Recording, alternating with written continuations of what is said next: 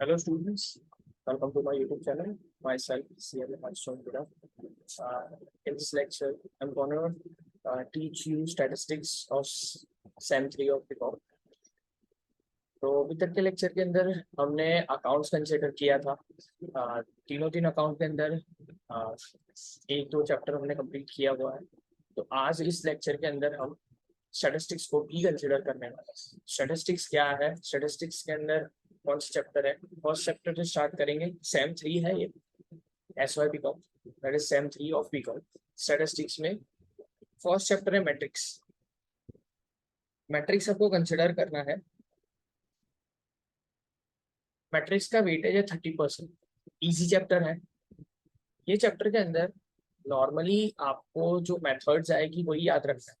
4-5 methods है, मतलब अलग अलग तरीके की है। डिटर्मिनेंट्स है, एडजॉइंट्स निकालना है, इनवर्स निकालना है। तो ये पता होना चाहिए कि इसका प्रोसीजर क्या है।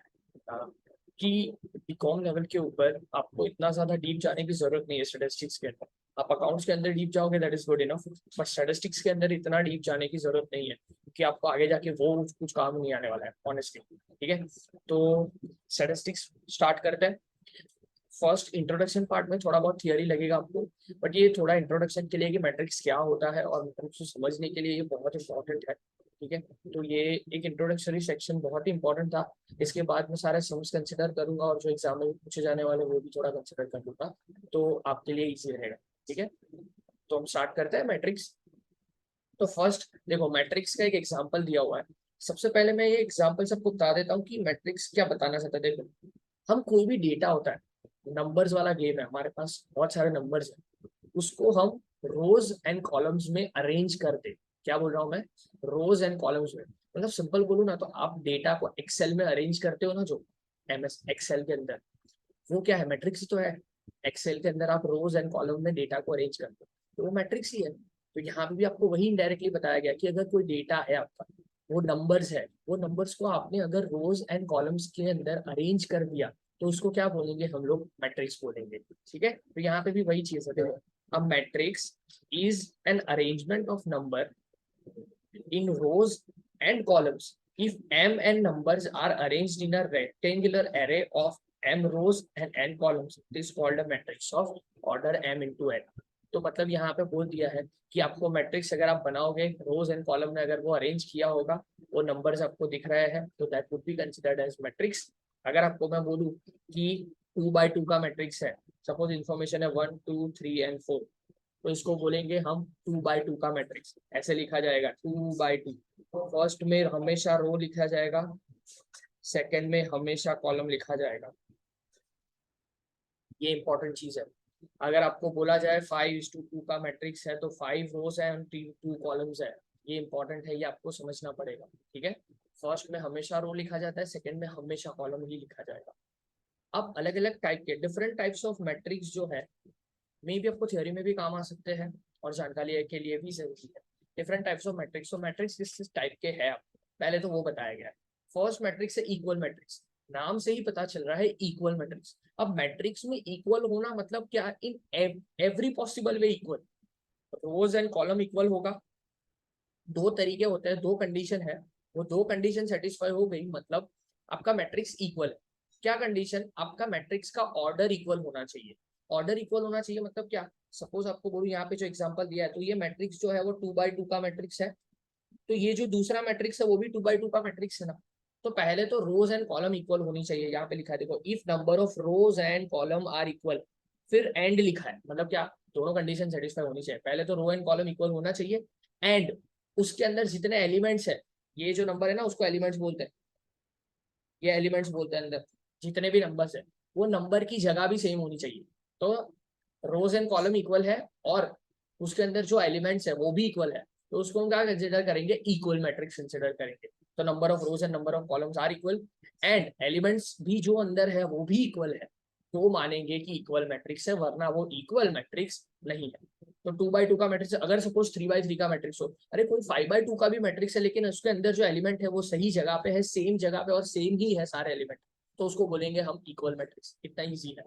ठीक है, फिर दूसरा, ये ट्रांसपोज ऑफ मैट्रिक्स है ना, बहुत इंपॉर्टेंट। ट्रांसपोज आपको बहुत सारी जगह पे काम आएगा आगे मैट्रिक्स के अंदर। ट्रांसपोज बहुत ईजी है, इतना कुछ खास समझने इतना ज्यादा कुछ मतलब दिमाग लगाने की जरूरत नहीं है। ट्रांसपोज मतलब क्या, सपोज आपको ये मैट्रिक्स दिया हुआ है, फर्स्ट वाला मैट्रिक्स, इसका ऑर्डर है, फर्स्ट वाले का ऑर्डर है 3 by 3 का ऑर्डर है, 3 रोज एंड 3 कॉलम है, ठीक है। अगर ये मैट्रिक्स के बारे में मैं आपको बोलूँ कि इसका ट्रांसपोज करो, इसका ट्रांसपोज करो, तो इसका ट्रांसपोज करो कैसे करेंगे, आपको एटी ट्रांसपोज करोगे ना तो उसका सिंबल है ये एटी, आपको एटी लिख देना है, ठीक है। एटी मतलब ए जो मैट्रिक्स है उसका हम ट्रांसपोज करके लिख रहे हैं। आपको कुछ नहीं करना है, जो रो में लिखा है ना उसको कॉलम में लिख दो। फर्स्ट रो जो लिखी है, फर्स्ट रो में क्या लिखा है 1 2 एंड 3, तो उसको कॉलम में लिख दो, ट्रांसपोज वाले में उसको कॉलम में लिख दो 1 2 एंड 3 है। दूसरी रो में जो लिखा है 2 1 एंड 4, वो दूसरे कॉलम में लिख दो 2 1 एंड 4। तीसरी रो में जो लिखा है वो तीसरे कॉलम में लिख दो 4 3 एंड 6। तो ये आपका ट्रांसपोज हो गया, मतलब रो को कॉलम में लिखना है उसको बोलते हैं ट्रांसपोज, ठीक है। ये आपको यूज करना पड़ेगा कोई बात समझ में। सपोज 2 by 2 का कोई मैट्रिक्स है 2 1 1 2, ठीक है। तो इसका हम ट्रांसपोज कैसे करेंगे, इसको ए नाम दे देता हूँ। तो ए ट्रांसपोज कैसे लिखेंगे, ये रो है उसको कॉलम में लिखते हैं 2 1, ये रो है उसको कॉलम में लिखते हैं 1 2, डन। इसको ट्रांसपोज बोलेंगे, ओके। तो इसको हम ट्रांसपोज मैट्रिक्स बोलते हैं। आगे बढ़ते हैं, रो मैट्रिक्स सिंपल सी डेफिनेशन है, अगर कोई मैट्रिक्स ऐसा है जिसके अंदर एक ही रो है, जिसके अंदर एक ही रो है और कॉलम बहुत सारी है, तो उसको क्या बोलेंगे हम, रो मैट्रिक्स, सिर्फ रो ही मैट्रिक्स है, ठीक है। तो यहाँ पे बोल दिया देखो, a matrix in which there is only one row and any number of columns is said to be a row matrix. तो ये रहा है उसका एग्जांपल, रो एक ही है पर चलता जा रहा है, कॉलम बहुत सारी है, एक ही रो है कॉलम बहुत सारी है, तो उसको बोलेंगे row matrix, row matrix simple. Column matrix क्या होगा, अगर कोई मैट्रिक्स के अंदर बहुत सारी कॉलम्स है, रो बहुत सॉरी कॉलम्स एक ही है, बहुत सारी रोज है, क्या कॉलम एक ही है और बहुत सारी रोज है, तो उसको हम क्या बोलेंगे, कॉलम मैट्रिक्स, डन। तो यहाँ पे देखो, देखो यहाँ पे ऊपर जो रो मैट्रिक्स था ना उसको हम कैसे इंडिकेट करेंगे 1 into n, कि हमें पता नहीं है कितने नंबर है कॉलम के, यहाँ पे मैंने डॉट डॉट किया हुआ है, तो 1 into n मैट्रिक्स है ये, 1 into n मैट्रिक्स बोलेंगे यहाँ पे। और कॉलम मैट्रिक्स को कैसे हम इंडिकेट करेंगे, रो हमें पता नहीं है, नंबर ऑफ रोज हमें पता नहीं है। सपोज यहाँ पे तो ये 1 2 3 लिखा है, अगर मैं यहाँ पे डॉट डॉट कर दूं तो नंबर ऑफ रोज पता नहीं है, तो n into 1, हमारा कॉलम एक ही है। तो जहाँ पे कॉलम एक हो, जहाँ पे कॉलम एक हो और रोज बहुत सारी हो तो कॉलम मैट्रिक्स, जहाँ पे रो एक हो और कॉलम बहुत सारी हो उसको रो मैट्रिक्स बोलेंगे, ठीक है। फिर उसके बाद जीरो मैट्रिक्स और नल मैट्रिक्स। जीरो मैट्रिक्स और नल मैट्रिक्स मतलब सिंपल सिंपल सा, कोई भी मैट्रिक्स है उसके अंदर सारे के सारे एलिमेंट जीरो है ना, तो उसको बोलेंगे जीरो मैट्रिक्स। अगर कोई एक मैट्रिक्स है जिसके अंदर उसके सारे के सारे मैट्रिक्स एलिमेंट्स जो है वो जीरो है, उसको क्या बोलेंगे हम, जीरो मैट्रिक्स और नल मैट्रिक्स। यहाँ पे बोल दिया देखो, if all the elements of matrix are zero it is said to be a null matrix और अ जीरो मैट्रिक्स। क्या बोल दिया उन्होंने, if all the elements of matrix are zero it is said to be null matrix और a zero matrix. तो example दिया है उन्होंने, सारे एलिमेंट 0 0 0 0 हो चुके हैं, डन। फिर उसके बाद स्क्वायर मैट्रिक्स। स्क्वायर मैट्रिक्स मतलब क्या, सिंपल सी बात करो तो same row and same column होता है ना, same row and same column होता है उसको स्क्वायर मैट्रिक्स बोलते हैं। मतलब 2 by 2 का मैट्रिक्स है तो स्क्वायर बनता है, स्क्वायर का शेप बनता है ना। फिर 3 by 3 मैट्रिक्स होगा तो उसका स्क्वायर का मैट्रिक्स बनेगा। फिर 4 by 4 होगा तो number of row and number of columns equal होंगे ना, तब उसको बोलेंगे हम स्क्वायर मैट्रिक्स। अगर यहाँ पे देखो तो एग्जांपल में लिखा है, देखो ये ए मैट्रिक्स है, उसके 2 rows and 2 columns है, एलिमेंट क्या है उससे फर्क नहीं पड़ता, एलिमेंट क्या है उससे कोई फर्क नहीं पड़ता, लेकिन इट इज जस्ट अबाउट कि स्क्वायर मैट्रिक्स है कि नहीं है। तो यहाँ पे ये स्क्वायर मैट्रिक्स ही है तो स्क्वायर मैट्रिक्स कंसिडर कर लेंगे, ठीक है। तो यहाँ पे देखो, a matrix in which number of rows and number of columns are equal it is said to be square matrix. Simple, number of rows and column equal होंगे, उसके एलिमेंट से कोई फर्क नहीं पड़ता, उसको बोल देंगे हम स्क्वायर मैट्रिक्स। यहाँ पे है 3 by 3 का मैट्रिक्स, उसको भी हम स्क्वायर मैट्रिक्स बोल देंगे। 4 by 4 का मैट्रिक्स होगा उसको भी स्क्वायर मैट्रिक्स बोलेंगे। 5 by 5 होगा, लेकिन मोस्ट प्रोबेबली आपको 3 by 3 का मैट्रिक्स ही आएगा, ठीक है। सिमेट्रिक मैट्रिक्स, देखो सिमेट्रिक मैट्रिक्स का मतलब क्या बताता है आपको, कि अगर अगर सिमेट्रिक मैट्रिक्स नाम से पता चल रहा है, सिमेट्री मतलब क्या, कि अगर आपके डायगोनल जो है, आपका डायगोनल, ये मैट्रिक्स का डायगोनल बोला जाता है इसको, ये मैट्रिक्स का डायगोनल बोला जाता है, डायगोनल। अगर मैट्रिक्स के डायगोनल में एलिमेंट्स के नंबर दिए हुए, मैट्रिक्स के डायगोनल में नंबर्स दिए हुए हैं और यहाँ पे सारा 0 0 है, तो उसको क्या बोलेंगे? Symmetric matrix. या तो दूसरी जो सिंपल सी डेफिनेशन है जो उन्होंने दी हुई है वो ये है कि if the transpose of a square matrix give the same matrix. लेकिन कोई एक मैट्रिक्स है, कोई भी एक मैट्रिक्स है, उसका ट्रांसपोज करो, अगर वो आपको सेम मैट्रिक्स दे रहा है ना, तो इन दैट सिनारियो आपको क्या करना है? अगर वो आपको सेम मैट्रिक्स दे रहा है तो इन दैट सिनारियो उसको कंसिडर किया जाएगा सिमेट्रिक मैट्रिक्स। मतलब सपोज आपका ये मैट्रिक्स दिया हुआ है, ये मैट्रिक्स का अगर हम ट्रांसपोज निकाले, अगर ये मैट्रिक्स का ट्रांसपोज निकाले तो देखो ये रो है उसको कॉलम में लिख देता हूँ 2 0 0, ये रो है उसको मैं कॉलम में लिख देता हूँ 0 -3 0, ये रो है और उसको कॉलम में लिख देता हूँ 0 0 1। इसका मतलब क्या? अगर कोई एक मैट्रिक्स है उसका हमने ट्रांसपोज निकाला, फिर भी हमें सेम मैट्रिक्स मिल रहा है। देख लो, ये मैट्रिक्स और ये मैट्रिक्स में कोई फर्क दिख रहा है क्या आपको? नहीं दिख रहा है। तो अगर हमने कोई मैट्रिक्स है उसका अगर ट्रांसपोज किया और सेम मैट्रिक्स निकल गया तो उसको क्या बोलेंगे हम? Symmetric matrix. सिंपल। फिर उसके बाद आता है skew symmetric matrix. Skew symmetric matrix है ना, उसको समझने के लिए थोड़ा थोड़ा ध्यान देना। देखो, कोई एक मैट्रिक्स है, पहले एग्जांपल से बता देता हूँ। कोई एक मैट्रिक्स है, उसका अगर हम ट्रांसपोज करेंगे, उसका हम ट्रांसपोज करेंगे तो नंबर्स सेम होंगे पर साइन चेंज हो जाएगी। मतलब क्या? अगर मैं आपको एग्जांपल से बताता हूँ तो और क्लैरिटी आ जाएगी। ये मैट्रिक्स है उसको मैं ट्रांसपोज करता हूँ, ए टी ट्रांसपोज करते हैं, क्या आएगा यहाँ पे? 0 -2 -3, 0 -2 -3, 2 0 एंड 1, 3 -1 एंड 0। मैंने जैसे ही इसका ट्रांसपोज किया तो मैट्रिक्स में जहां पे माइनस का साइन था, डायगोनल तो सेम ही आएगा, डायगोनल में सेम आएगा, हाँ डायगोनल में सेम आएगा। जहां पे माइनस का साइन है वहां पे प्लस हो गया, और जहां पे प्लस था वहां पे माइनस हो गया। बाकी सारा का सारा जो मैट्रिक्स है वो सेम रहेगा। अगर कोई मैट्रिक्स है उसका ट्रांसपोज कर रहे हो आप, ट्रांसपोज करने के बाद जो एलिमेंट्स आपके आ रहे हैं, पहले वाले जब ट्रांसपोज नहीं किया था उससे पहले जो मैट्रिक्स है वैसे ही नंबर्स दिख रहे हैं, सिर्फ प्लस की जगह माइनस और माइनस की जगह प्लस हो गया, तो इन दैट सिनेरियो उसको क्या कंसिडर करेंगे? Skew symmetric matrix. इसका मतलब क्या है? देख लो, यहाँ पे बता देता हूँ आपको। देखो, पहले 0 था तो 0 ही है, नो डाउट। पर जो नंबर्स है, यहाँ पे -2 है तो यहाँ पे +2 हो गया, यहाँ पे -3 है तो यहाँ पे +3 हो गया, 2 तो -2, 0 तो 0 ही है, 1 तो -1, 3 तो -3, 1 -1 तो +1। मतलब क्या? अगर आपका ट्रांसपोज से पहले जो मैट्रिक्स है, ट्रांसपोज करने के बाद सिर्फ प्लस माइनस का ही डिफरेंस है, बाकी एलिमेंट सेम है, तो इन दैट सिनेरियो उसको क्या बोलेंगे हम? Skew symmetric. यहाँ पे बोला देखो, if in a square matrix, अगर डेफिनेशन थोड़ी लैंग्वेज में ना समझ आए ना तो फेयर इनफ, आपको सिर्फ मतलब पता होना चाहिए उसका, ठीक है। If in a square matrix a i j is equal to minus a j i, मतलब a i j is equal to क्या? रो एंड कॉलम जो है वो सिर्फ माइनस हो गया, प्लस है तो माइनस हो गया, सिर्फ, और कुछ नहीं। That is the element of ith row and jth column, and jth row and ith column are equal in magnitude but opposite in sign. बोल दिया। The matrix is known as a Q symmetric matrix. Simple. आगे बढ़ते हैं। Square matrix और identity matrix. Square matrix या तो फिर identity matrix क्या हो सकता है? इसका बहुत ही सिंपल है। स्क्वायर मैट्रिक्स या आइडेंटिटी मैट्रिक्स में उन्होंने सिंपल बताया हुआ कि अगर कोई मैट्रिक्स है उसके अंदर अगर डायगोनल मैट्रिक्स, डायगोनल जो एलिमेंट है इसको डायगोनल बोलते हैं, ये जो डायगोनल है ये डायगोनल के प्लेस के ऊपर 1 लिखा हुआ है। क्या बोल रहा हूं मैं? ये डायगोनल जो है उसके अंदर 1 है, हर जगह पर, हर पोजीशन में 1 1 1 1 1 है, और बाकी सारी जगह पे 0 0 0, और मैट्रिक्स स्क्वायर होना चाहिए। क्या बोल रहा हूँ? मैट्रिक्स स्क्वायर है।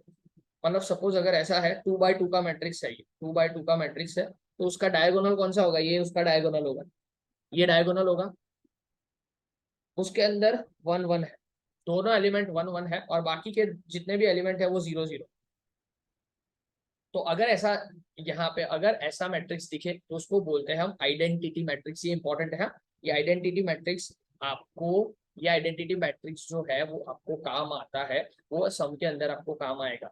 आई लिख देंगे, जहां पे भी आई लिखा होगा सम्स के अंदर जहां पे भी आई लिखा होगा मतलब आपको समझ लेना है आइडेंटिटी मैट्रिक्स हमें यूज करना है 2x2 का या 3x3 का। सिंपल है, 4x4 का तो नहीं आएगा।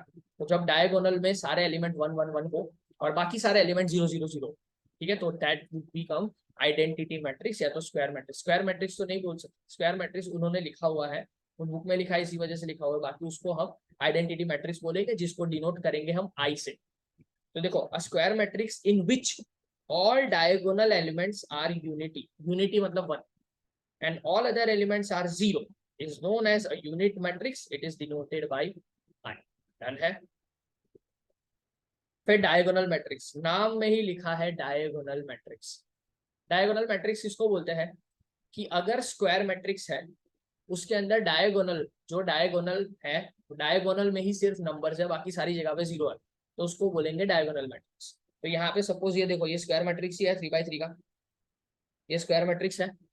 ये स्क्वायर मैट्रिक्स के अंदर सिर्फ और सिर्फ डायगोनल जो है ना उसके अंदर एलिमेंट्स है, उसके अंदर नंबर्स दिए हुए हैं, बाकी सारी जगह पे 0 0 0 0 लिखा हुआ है, तो उसको क्या बोलेंगे हम डायगोनल मैट्रिक्स। सिर्फ डायगोनल जो है ना वहां पे ही नंबर्स लिखे हुए, बाकी सारी जगह पे कोई एलिमेंट है ही नहीं, 0 है, कोई फर्क नहीं पड़ता। ठीक है, तो if all elements except diagonal elements of a square matrix are 0, the matrix is said to be diagonal matrix. Simple. फिर scalar matrix, scalar matrix identity matrix से स्केलर मैट्रिक्स मिलता जुलता है, बस सिर्फ यहाँ पे डायगोनल एलिमेंट जो है ना वो 1 के अलावा सेम होंगे, डायगोनल एलिमेंट सेम होंगे 1 के अलावा। तो डायगोनल मैट्रिक्स जो है, डायगोनल मैट्रिक्स है, तो यहाँ पे क्या होगा स्केलर मैट्रिक्स के अंदर डायगोनल में जितने भी एलिमेंट होंगे उनके नंबर सेम होंगे एक्सेप्ट 1। अगर 1 1 1 ये 3 जगह पे जहाँ पे 5 5 5 लिखा है उसकी जगह पे 1 1 1 होता तो वो आइडेंटिटी मैट्रिक्स हो जाता।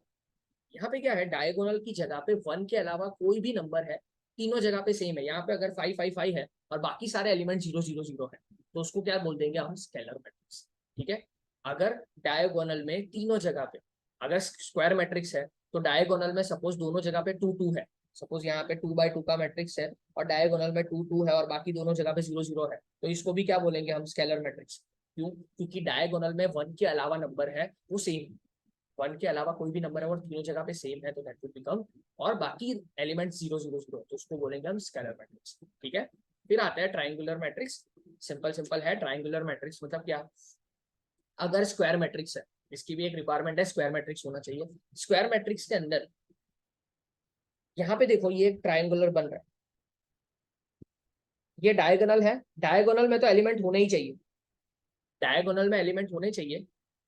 डायगोनल की लोअर साइड या अपर साइड आपके नंबर्स होंगे, एलिमेंट्स होंगे, और उसकी अदर साइड पे 0 0 0, तो उसको क्या बोलेंगे ट्राइंगुलर। ट्राइंगुलर मैट्रिक्स मतलब क्या, ये डायगोनल है, ये डायगोनल में तो सारे एलिमेंट है, देखो 3 5 1, उसके लोअर साइड पे भी नंबर्स है 4 3 and 2 है, उसके लोअर साइड पे भी नंबर्स है 4 3 2, मतलब डायगोनल तो है ही है, उसके लोअर साइड पे भी नंबर्स है, लेकिन उसके अपर साइड देखो यहाँ पे कोई एलिमेंट मतलब 0 0 0 0 0, तो इसको क्या बोलेंगे, ये ट्राइंगुलर बना ये वाला, इसको लोअर ट्राइंगुलर बोलेंगे, कि मैट्रिक्स के अंदर एक ट्राइंगुलर बना पर ये लोअर ट्राइंगुलर बना। ठीक है, डायगोनल में नंबर्स होंगे लेकिन लोअर साइड नंबर, उसके लोअर साइड पे भी एलिमेंट्स के नंबर्स होंगे, लेकिन अपर साइड तीनों एलिमेंट जो होंगे, जो भी एलिमेंट होंगे वो 0 0 0 होंगे। ठीक है, तो उसको क्या बोलेंगे हम ट्राइंगुलर मैट्रिक्स। अगर 2x2 में इसका एग्जाम्पल दूं, तो सपोज 2 1 है यहाँ पे और यहाँ पे 3 है पर यहाँ पे 0 है, तो क्या हो जाएगा, ये डायगोनल में तो एलिमेंट है, डायगोनल की लोअर साइड पे भी एलिमेंट है, तो इसको क्या बोलेंगे हम लोअर ट्राइंगुलर। लोअर साइड पे एक ट्राइंगुलर बन रहा है जहाँ पे एलिमेंट्स है, उसके अपर साइड पे कोई एलिमेंट नहीं है, 0 हो गया।